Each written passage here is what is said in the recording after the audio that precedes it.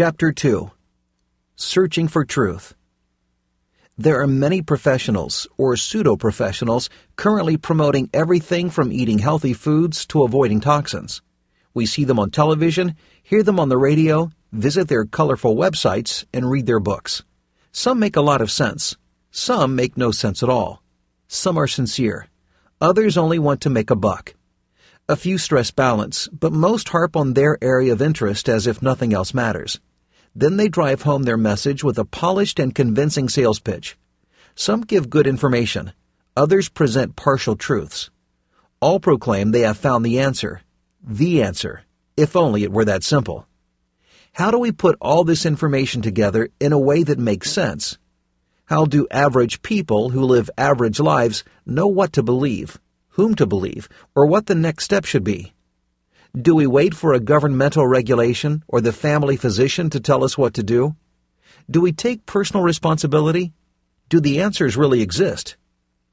Take high fructose corn syrup. We hear that it's killing us.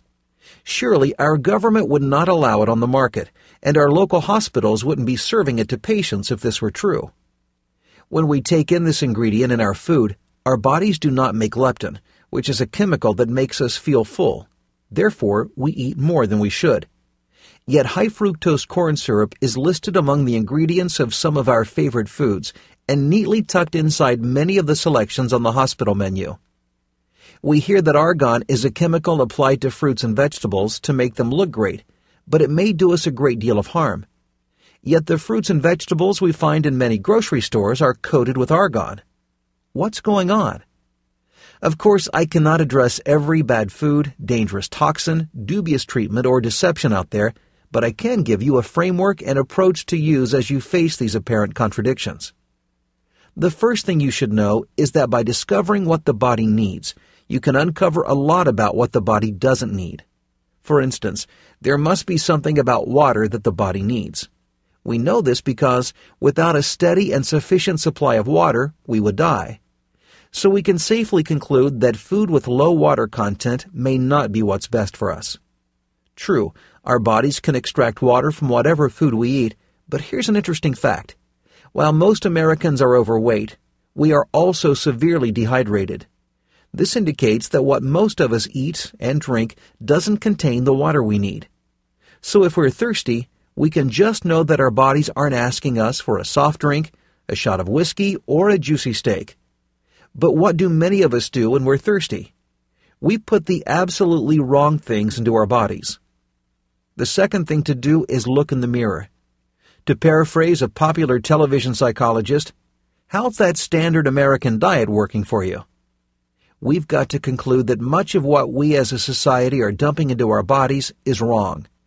Our diet is not helping us live healthy lives. As a matter of fact, the foods we eat are hurting us in more ways than I can count. Third, truth does exist, but it is not necessarily where you think it is. While I agree with many of the professionals out there, I want to go one step further. Yes, I will talk about high fructose corn syrup, preservatives, and the toxins in the world. But where did the ideas about healthy living come from in the first place? Who set the standard? Who created what I call the ultimate prescription? Throughout this book, I want to tell you not only about why you have a problem, but also about how you can find the ultimate prescription for it. The answers include a lot more than the food you eat or the time you spend immobile in front of TV screens or computer monitors. It also includes the thoughts you think, who or what you worship, and how willing you are to love and be loved. The answers, my friend, exist.